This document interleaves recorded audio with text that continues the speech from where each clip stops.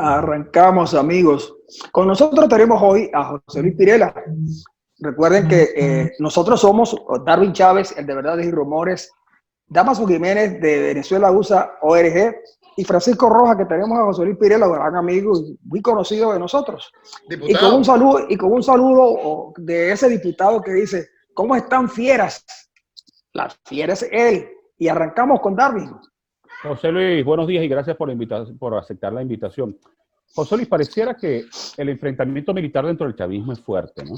Maduro de un plumazo anuló la promoción 1987 Tomás Montilla y le quita poder a Diosdado Cabello y se fortalece él en su alianza con Padrino López. ¿Qué significado tiene eso dentro del chavismo?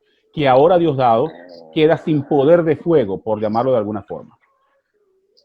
Bueno, en primer lugar, las Fuerzas Armadas de Venezuela están absolutamente interferidas por una cantidad de intereses que le son ajenos a la institucionalidad. Le son ajenos porque hay una interferencia extranjera, en primer orden, que es nada más y nada menos que la presencia de cubanos, de iraníes y de rusos. Ustedes debieron haber visto las recientes denuncias de Antonio Ledesma sobre el tema de equipos de guerra rusos en Venezuela. Luego, estamos denunciando en la Comisión de Fronteras, y me gustaría que de alguna manera lo tocáramos, el hallazgo de armas de las fuerzas de guerra de las Fuerzas Armadas de Venezuela en territorio colombiano porque estaban siendo utilizadas por grupos irregulares. Y ese es un área de frontera con Apure donde tiene fuertes actuaciones el ELN. Ahora, eso evidencia, tu pregunta, evidencia el alto nivel de conflicto que hay en la protección de intereses económicos y donde todos vimos el tristemente célebre discurso de Padrino López el 5 de julio, que es un discurso muy peligroso, más allá de lo que algunos analistas han mencionado. No solo es una violación a la Constitución, a las leyes, a la ley orgánica de las Fuerzas Armadas, decir aquí la oposición no va a gobernar, que además Padrino López le agregó a su actuación delictiva, porque hizo un pronunciamiento delictivo, le agregó una amenaza cuando señala: es bueno que lo entiendan. Es decir, es bueno que lo entiendan, es bueno que lo entiendan, es: señores, aquí ustedes no van a ingresar. Entonces, la posición del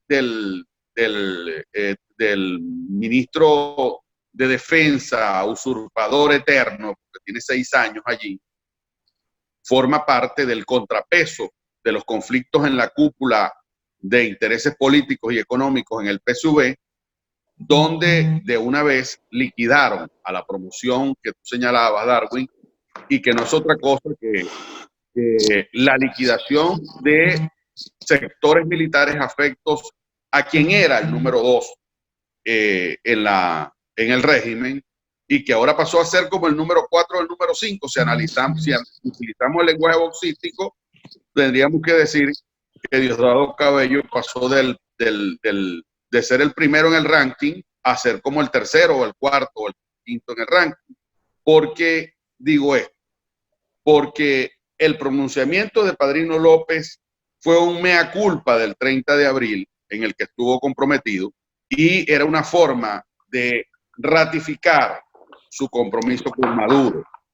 Pero eso tenía como base la negociación de eliminar a sus factores enemigos internos, que es la promoción de la cual forma parte Diosdado Cabello y que bien refirió Darwin en su pregunta. Y que casualmente Diosdado fue el segundo de esa promoción.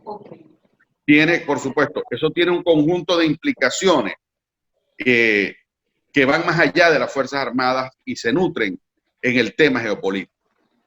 En Venezuela se está produciendo una colonización de Irán en el país.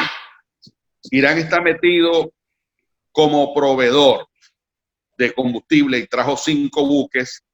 Yo denuncié oportunamente en el debate que un mes después viene una nueva operación y esos buques están ahí listos. Los que están solicitados en embargo por el Tribunal de Estados Unidos.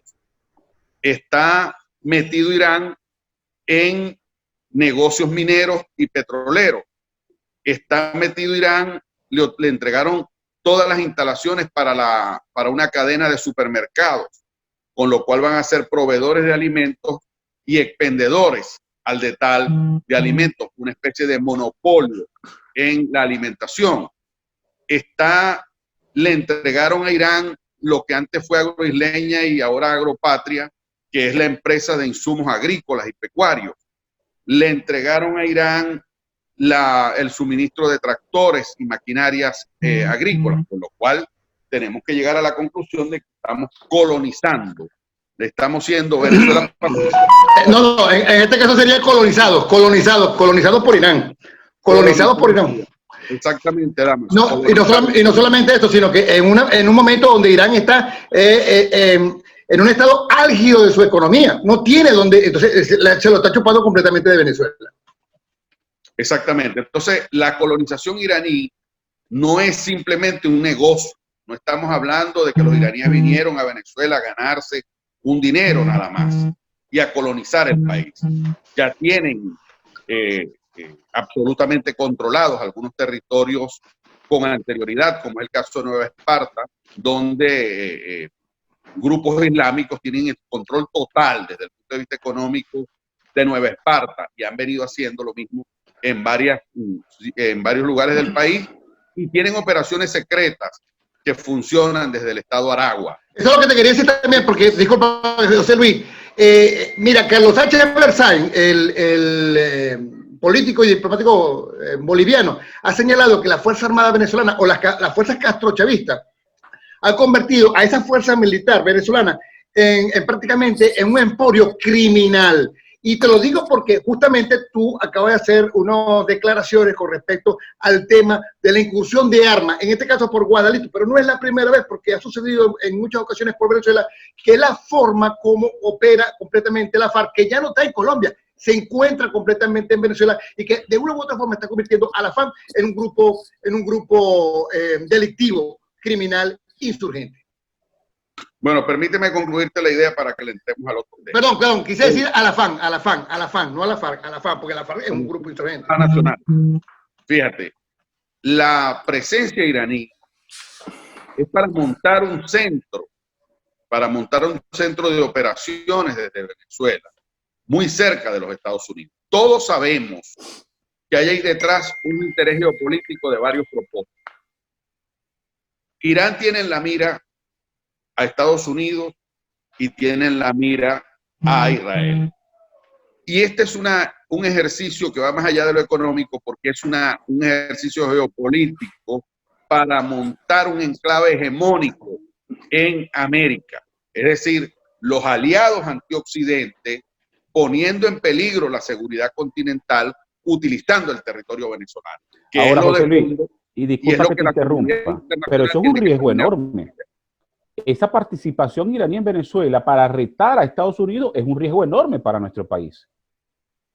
Es un riesgo enorme para Venezuela, pero es también un riesgo enorme para los vecinos cercanos, como es el caso de Brasil, el caso de Colombia y, por supuesto, el gran objetivo, porque es quien tiene el contrapeso financiero, logístico, militar para una eventual confrontación, que es Estados Unidos, el gran objetivo de Estados Unidos. En este caso, Venezuela comenzó siendo utilizada como una plataforma económica, como un aliviadero de grupos irregulares, como un centro de operaciones de Cuba, de Rusia, de Irán y de otros aliados del régimen. Pero ya ese propósito no es un proyecto, ya es una realidad. Ya tenemos la presencia militar de rusos, de iraníes, de toda la alianza antioccidente asentada en Venezuela, y eso no puede seguir siendo tratado desde los aliados internacionales de la democracia en Venezuela con pronunciamientos retóricos. De allí que nosotros decimos, es necesario acudir a la responsabilidad de proteger, es necesario que la coalición internacional tome decisiones importantes que vayan a más allá de lo retórico y se constituyan en un pronunciamiento categórico que ponga fin al inminente peligro que están corriendo. Sobre el otro tema que mencionaba Damaso, que la denuncia que hicimos en la Comisión de Asuntos Fronterizos de la Asamblea Nacional en el día de ayer, que fue una jornada muy interesante donde participaron varias ONG, participó también el comisario Simonovic, la senadora Paola Holguín, y yo presenté la denuncia porque es reciente. Yo entiendo, Damaso, que usted está señalando algo que es verdad. No es la primera vez que eso ocurre. Eso es una práctica absolutamente reiterada, pero no es la primera, pero sí es en los últimos tiempos la primera vez que ocurre que los agarren con las manos en la masa. Es decir, ¿qué hace un equipo de armas de guerra escondido en un cementerio en el departamento de la Arauca colombiano a 20 kilómetros de Venezuela? Evidentemente, los grupos irregulares, estas organizaciones criminales, la llamada disidencia de la FARC, que para mí no es ninguna disidencia, es una retaguardia que prepararon para volver a las armas, como efectivamente ha ocurrido con Santrich y con Iván Márquez, y por supuesto el ELN, que frente a esos hechos han venido ya actuando coordinadamente y no con las disputas que caracterizaron la relación del ELN y la FARC en el pasado, máxime teniendo al régimen como una especie de conciliador que ha integrado las actividades de estos grupos.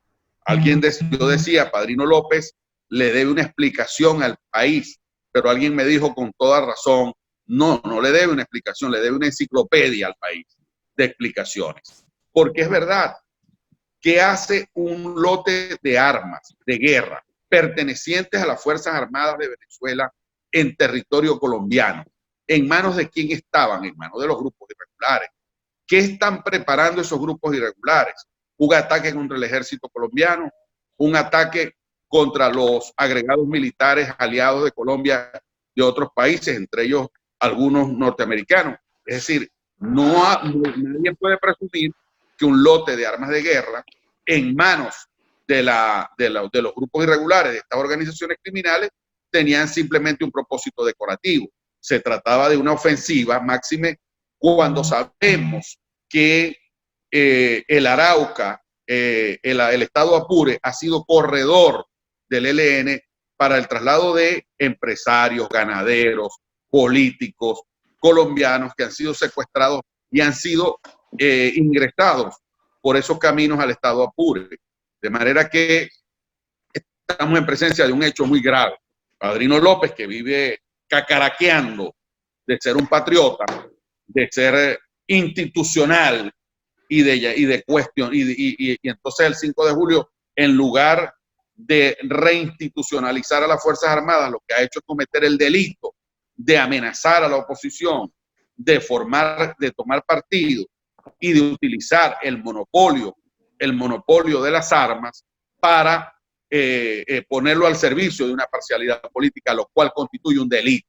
En una democracia normal, en una situación de normalidad, el general Padrino López estaría preso y sometido a un juicio por violación al juramento, por violación a la Constitución, por violación a la ley orgánica de las Fuerzas Armadas y por amenazar tomando partido a un sector político del país, lo cual es altamente grave.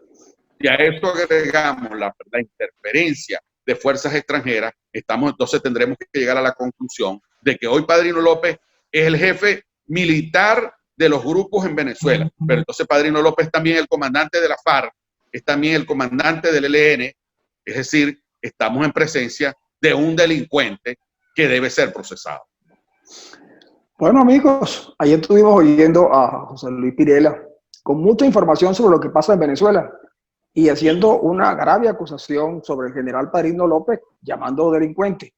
De eso vamos a seguir hablando nosotros en otra oportunidad. Vamos a darle las gracias a José Luis Pirela por haber estado con nosotros y no se pierda nuestro segundo segmento porque le vamos a contar lo que está ocurriendo en Cabo Verde, que no es poca cosa porque no solamente están preocupados los del gobierno de Maduro, hay algunos otros también que se preocupan, pero no lo vamos a contar hoy. Solo lo vamos a tratar de discernir un poquitito nada más. No se pierda lo que viene, que es buenísimo.